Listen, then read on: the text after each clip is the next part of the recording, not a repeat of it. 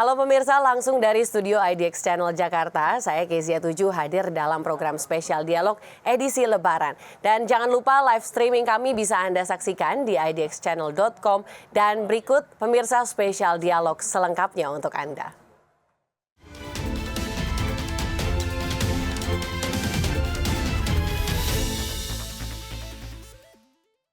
Ya pemirsa, Hari Raya Idul Fitri 2023 menjadi momentum kebangkitan ekonomi pelaku usaha mikro kecil menengah di Indonesia. Pasalnya pada momen Lebaran tahun ini pemerintah akhirnya mencabut kebijakan pemberlakuan pembatasan kegiatan masyarakat atau PPKM. Selain itu kebijakan pemerintah yang mewajibkan para pengusaha untuk memberikan tunjangan Hari Raya atau THR kepada pekerja juga menjadi booster peningkatan daya beli masyarakat terhadap produk UMKM.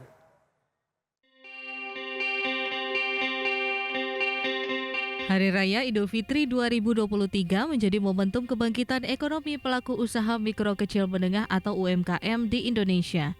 Pasalnya pada momen Lebaran tahun ini, pemerintah akhirnya mencabut kebijakan pemberlakuan pembatasan kegiatan masyarakat atau PPKM. Selain itu, kebijakan pemerintah yang mewajibkan para pengusaha memberikan tunjangan Hari Raya atau THR kepada pekerja juga menjadi booster peningkatan daya beli masyarakat terhadap produk UMKM. Menteri Koperasi dan UKM Teten Mas Duki menyatakan, tahun ini menjadi peluang yang baik bagi pelaku UMKM untuk menguasai pasar domestik. Pemerintah berkomitmen untuk memperkuat daya beli masyarakat dan menjaga konsumsi rumah tangga agar tetap kuat. Sementara itu, untuk mendongkrak pembelian produk UMKM selama Ramadan dan Lebaran, pemerintah memfasilitasi para pelaku UMKM untuk menggelar bazar. Pameran produk makanan, minuman, dan fashion muslim UMKM menjadi salah satu fokus utama sejalan dengan target Indonesia menjadi sentra produk halal dunia.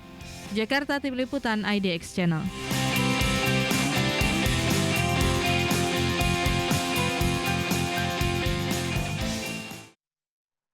Ya, dan untuk membahas tema spesial dialog kita hari ini, Lebaran Momen Kebangkitan Ekonomi UMKM sudah tersambung melalui Zoom dengan Bapak Ronald Wala, Ketua Bidang Usaha Mikro Kecil Menengah Industri Kecil Menengah, Dewan Pimpinan Nasional Asosiasi Pengusaha Indonesia atau APindo. Halo Pak Ronald, apa kabar? Halo, selamat siang semuanya. Terima kasih Pak Ronald sudah hadir secara virtual bersama dengan kami. Pak Ronald, sebelum kita masuk ke dalam diskusi kita hari ini tentang berkah Ramadan 2023 bagi UMKM, mungkin bisa dijelaskan terlebih dahulu dari pengamatan Bapak, bagaimana kondisi UMKM kita saat ini di tengah pemulihan ekonomi? Assalamualaikum warahmatullahi wabarakatuh. Semuanya salam sehat. Luar biasa bahwa tahun ini kita dimulai ya awal kabar gembira bahwa kita semua bisa mudik merayakan hari Raya Idul Fitri bersama keluarga. Jadi saya tadi sempat melihat data traffic ya, antisipasi traffic tahun ini dibandingkan dengan tahun-tahun sebelumnya akan tumbuh jauh lebih besar. Menurut saya itu adalah momentum yang akan mendorong ekonomi, khususnya ekonomi di daerah ya. Untuk orang-orang mudik. Jadi saya dapat data dari Departemen Perhubungan dan saya melihat bahwa pertumbuhannya bisa sampai 2-3 kali lipat. Jadi dengan berita ini aja, ini sudah menjadi momentum dan motivasi untuk kita semua berbahagia dan bersemangat ya untuk ber-UKM ria, berjualan ria dan berkumpul dengan keluarga dan maaf lahir batin dan semuanya berkumpul dengan keluarga ya. Berarti UMKM kita saat ini bisa dikatakan sudah pulih ya Pak Ronald ya?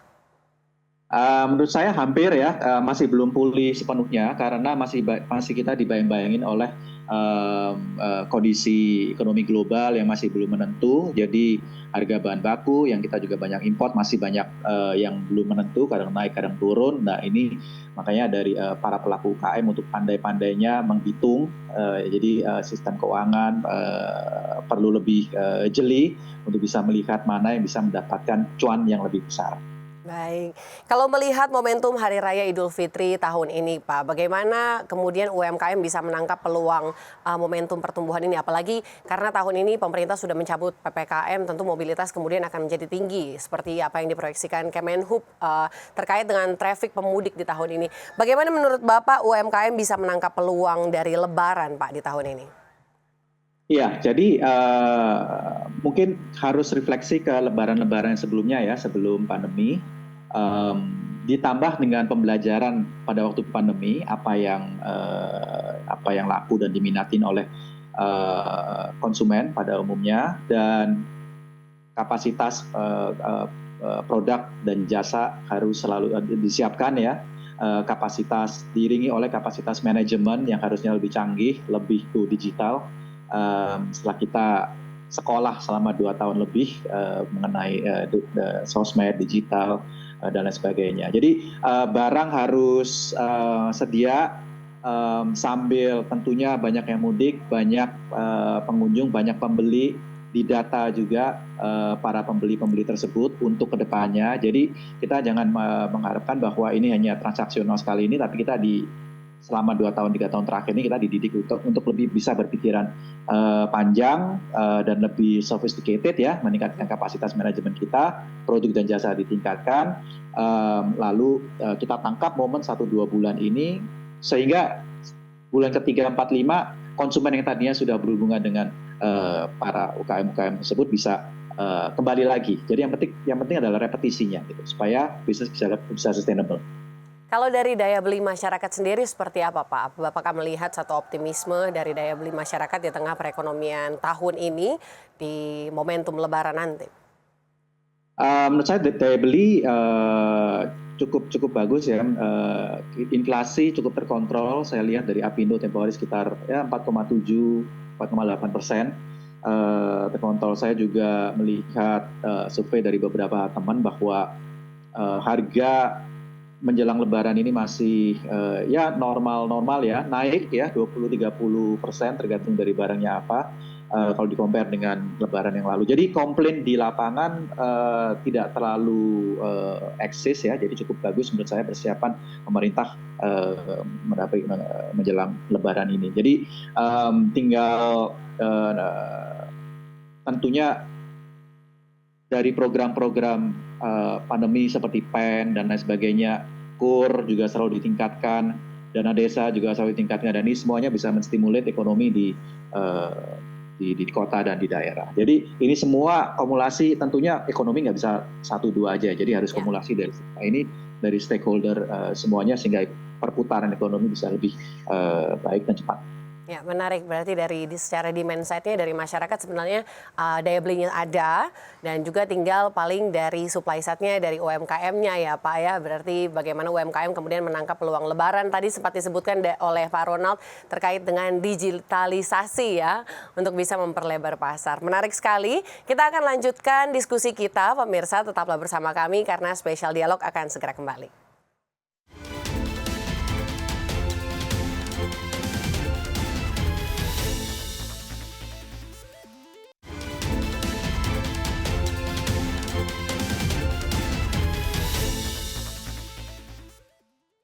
Ya pemirsa, Anda kembali di spesial dialog, dan sebelum kita melanjutkan perbincangan kita dengan Bapak Ronald Wala, pemirsa kita akan simak terlebih dahulu beberapa grafis yang sudah berhasil dikondak oleh tim riset kami, IDX Channel, di mana untuk grafis pertama Anda dapat menyaksikan di layar kaca Anda terkait dengan 5 provinsi dengan jumlah UMKM terbanyak di tahun lalu. Ini dapat terlihat dari paling tinggi ada dari Jawa Barat sebanyak 1,49 juta, kemudian disusul di Jawa Tengah sebanyak 1,45 juta, kemudian Jawa Timur 1,1 juta, dan DKI Jakarta ini ada 658.365, sementara dari Sumatera Utara 595.000 maksud kami 779. Nah, ini menarik karena memang banyaknya lebih di Pulau Jawa, namun juga ada di Sumatera Utara. Secara jumlah dari UMKM provinsi dengan jumlah UMKM terbanyak. Lalu untuk grafis selanjutnya pemirsa dapat Anda saksikan di layar kaca Anda terkait dengan jumlah UMKM jika ditarik dari kacamata secara lebih besar yaitu di negara-negara ASEAN. Di tahun 2021 ini terdapat di Indonesia ada 65,5 juta, sementara di Thailand 3,1 juta, kemudian di Malaysia ada 1,2 juta, di Filipina 996.700, sementara di Vietnam 651.100. Nah, ini menarik karena Indonesia cukup memimpin secara jumlah UMKM di negara ASEAN dan berdasarkan data yang kami punya juga bahwa serapan tenaga kerja dari UMKM Indonesia ini memang cukup tinggi, hampir di 90%, namun memang masih kalah kalau bicara terkait dengan kontribusi UMKM terhadap PDB. Ini masih Myanmar pemirsa yang masih lebih tinggi dari Indonesia. Menarik sekali karena UMKM di Indonesia ini menjadi salah satu modal yang besar bagi perekonomian kita, dan kita akan melanjutkan perbincangan kita bersama dengan Bapak Ronald Wala. Kalau tadi di segmen sebelumnya kita sempat bicara bagaimana pemulihan UMKM di masa pasca pandemi selama 2 tahun terakhir. Menarik sekali kalau Bapak Ronald Wala sempat sebutkan bahwa pentingnya UMKM juga untuk bisa go digital ya Pak ya. Karena 2 tahun terakhir tadi disebutkan Pak Wala sebagai istilahnya dalam tanda kutip sekolah ya Pak. Dari pengamatan Bapak, bagaimana Pak kalau bicara soal produk-produk UMKM, apa saja yang sebetulnya paling diminati masyarakat? Sebetulnya seperti menjelang Lebaran seperti ini, kita melihat ya yang paling utama yaitu sandang, pangan, papan gitu ya. Jadi kalau kita lihat makanan dan minuman, khususnya yang ready to drink, itu cukup diminati paling banyak. Lalu fashion ya, baju-baju, pakaian muslim sangat banyak. Lalu kendaraan juga mungkin motor juga akan meningkat. Mungkin juga karena apalagi ini kan banyak sekali ya, jadi bakal traffic ya, di perjalanan. Jadi banyak juga mereka yang mungkin dihitung-hitung biaya perjalanan sama DP motor hampir sama gitu. Itu lebih murah. Jadi ya udah ya beli motor dulu atau beli mobil kalau yang lebih punya dana, sekali pulang satu keluarga gitu kan ya. Terus ya udah ini ada kesempatan gitu. Berarti cipratan istilahnya multiple effect-nya yang bisa dari Lebaran ini cukup banyak juga ya untuk berbagai sektor ya Pak ya. Kalau terkait dengan strategi Pak Ronald, mungkin tahun ini kalau dilihat ada inflasi masih terjadi, kenaikan harga juga masih terjadi. Bagaimana strategi UMKM untuk bisa meningkatkan kapasitas produksi Pak Ronald tapi di satu sisi tetap menjaga kualitas yang ditawarkan tetap baik, terutama di Ramadan dan Idul Fitri kali ini? Iya, kita kalau membuat sebuah produk itu kan yang pasti membutuhkan raw material, yang mana nomor satu raw material, terus yang kedua karyawannya yang bisa membantu atau teman-teman yang bisa membantu memproduksi barang tersebut. Gitu. Jadi saya senangnya juga teman-teman kami di industri tekstil juga banyak yang sudah merasakan para UKM untuk mulai belanja raw material ini dari ya 2-3 bulan sebelum gitu ya, mulai Februari atau akhir Januari udah mulai belanja, lalu untuk dijahit dan segala macam. Untuk bahan-bahan makanan yang ready to eat, yang bukan industri ya, mungkin tidak bisa terlalu lama sebelumnya, tapi kalau yang udah industri belanja juga lebih pagi. Lalu dihitung juga jumlah teman-teman atau tetangga atau karyawan yang bisa ditambah jumlahnya agar bisa meningkatkan kapasitas produksi. Dan kembali lagi ini adalah kesempatan emas untuk UKM untuk bisa mempromosikan produk dan jasanya mana yang bagus dan sustain. Dan ini tentunya tadi sustain agar konsumen nanti bisa kembali lagi. Dan tentunya ini untuk peningkatan kapasitas manajemen ya. Jadi ini kembali lagi. Jadi kebetulan kita di Apindo kita juga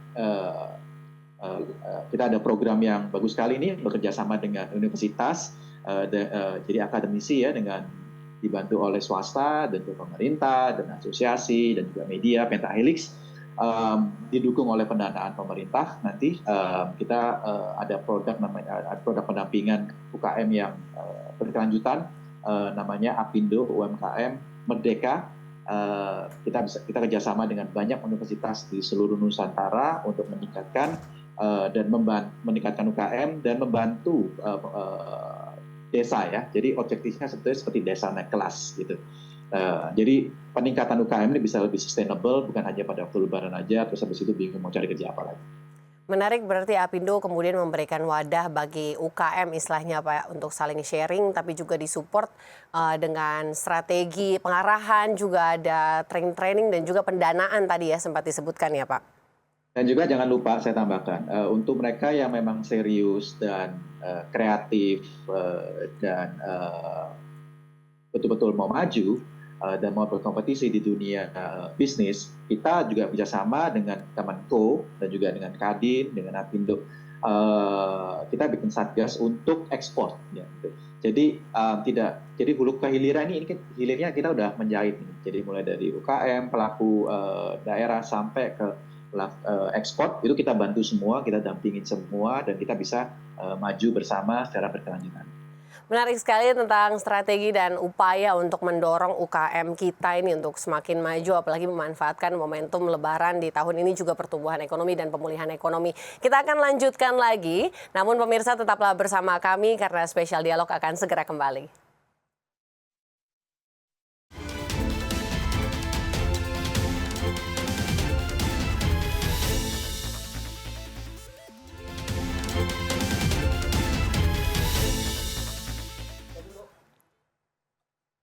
Ya, pemirsa, Anda masih bersama kami di Spesial Dialog dan kami masih berbincang dengan Bapak Ronald Wala. Pak Ronald, menarik sekali kemarin, maksud kami segmen sebelumnya, kita sempat membicarakan tentang produk-produk yang kemudian menjadi salah satu yang paling diminati. Tadi sempat disebutkan ada fashion, kemudian makanan minuman juga, apalagi kalau fashion mungkin sudah jelas sekali ya karena di Lebaran tahun ini beli baju Lebaran baru istilahnya ya Pak. Namun menariknya apa mungkin ini cukup sejalan dengan target Indonesia untuk menjadi sentra produk halal dunia. Nah, dari pengamatan Pak Ronald ini seberapa besar kemudian potensinya Pak untuk Indonesia jadi sentra produk halal dunia? Menurut kami ini otomatis Indonesia penduduknya, resource populasi kita sangat tinggi dan kalau saya lihat datanya bisa mencapai lebih dari 2 triliun US dollar ya, dan tentunya ini bisa mendewasakan produk-produk halal mulai dari Indonesia sampai ke internasional. Seperti juga di negara lain seperti di China, contoh nih misalnya di China medicalnya juga maju, produk-produk yang lain juga maju. Kenapa? Karena penduduknya banyak dan otomatis kalau penduduknya banyak, mereka bisa latihannya juga lebih banyak gitu ya. Jadi sama juga di Indonesia mungkin untuk produk halal latihannya paling banyak di dunia gitu. Jadi ini kami menghimbau juga kepada pemerintah agar melancarkan lebih mendanai dan memurahkan biaya-biaya untuk memproduksi barang-barang produk halal, karena perizinan halal harus TKDN ya untuk yang ingin supply ke LKPP ini menurut saya masih banyak kendala. Jadi ini perlu lebih didetailkan, dijahit dari hulu ke hilir. Frameworknya bagaimana? Lalu dari situ kita bisa melihat mana yang belum efisien, mana yang sudah efisien. Perizinan ya, contoh nih, ya, misalnya restoran. Barusan ini ada perizinan tentang layak fungsi gitu ya, itu mahal. Jadi saya nggak bisa sampai 100 juta itu. Saya sendiri nggak bisa membayangkan kalau pelaku UKM harus membiayai sekian banyak gitu ya. Jadi ini masih banyak sekali yang PR kita yang harus dikaji, sehingga latihan kita untuk dari produksi to market ini bisa lebih cepat dan lebih cepat tahunya juga apakah bermanfaat untuk konsumen, apakah disukai konsumen, dan kalau nggak sukai supaya bisa diimprove lagi atau diganti untuk produk yang lain, sehingga speed untuk maturity atau pendewasaan barang-barang yang disukai ini lebih cepat, sehingga bisa global gitu ya. Karena kalau latihannya nggak barang, oke, secara kreativitas barang bisa diproduksi, secara artisan barang bisa diproduksi, yaitu dengan kapasitas yang lebih sedikit. Tetapi untuk go global itu perlu mekanisasi, perlu industrialisasi, perlu kapasitas yang lebih besar. Karena kalau dari Thailand, dari China, dari Jepang itu kebutuhan barang yang mereka order itu jauh-jauh lebih besar. Nah ini kalau nggak konsisten barangnya itu akan backfire ke kita sendiri dan menjadi kendala kita untuk maju lebih cepat. Tapi menurut Pak Ronald, kendala lain apa yang kemudian akhirnya menghambat industri kecil kita atau industri kecil menengah kita untuk bisa menggarap pasar ekspor, Pak Ronald? Ya, ekspor itu satu ya. Itu mungkin menurut saya itu different animal gitu ya. Karena saya sendiri di industri saya juga consumer good. Kita mulai ekspor kira-kira 10 tahun yang lalu dan begitu kita masuk ke ekspor, wah itu kompetisinya sesuatu yang kita mengira bahwa produk kita sudah bagus, sudah efisien, dipakai dalam lokal. Tapi begitu kita kompetisi di luar, komplainnya banyak, masih banyak ternyata. Jadi dan ini butuh pendampingan yang berkelanjutan agar step by step maju gitu ya. Mesinnya juga harus selalu didampingin agar karena gini, satu mesin, kedua mesin apa, terus prosesnya seperti apa.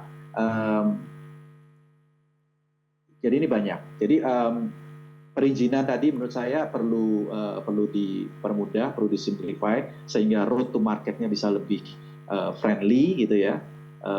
Sekarang kan UKM ini masih maju mundur nih. Oke, kita mau besar, tapi juga takut besar gitu kan.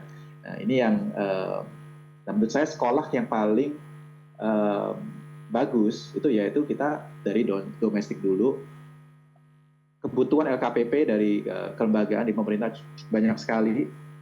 Waktu pandemi 460 triliun, sekarang mungkin 40% dari biaya kelembagaan bisa sampai 600-700 triliun dan itu menurut saya kesempatan emas untuk bisa di speed up ya prosesnya, lebih open. Oke, masuk di katalog, tadi katalog juga belum friendly bagaimana gitu ya. Harus TKDN dan biaya untuk TKDN-nya juga belum friendly gitu ya. Jadi dan banyak juga yang belum tahu. Nah ini perlu dikasih oil ini ya supaya lebih cepat, lebih lancar dan terukur. Ya. Nah ini sebetulnya yang kita lakukan di program Apindo UMKM Merdeka kita agar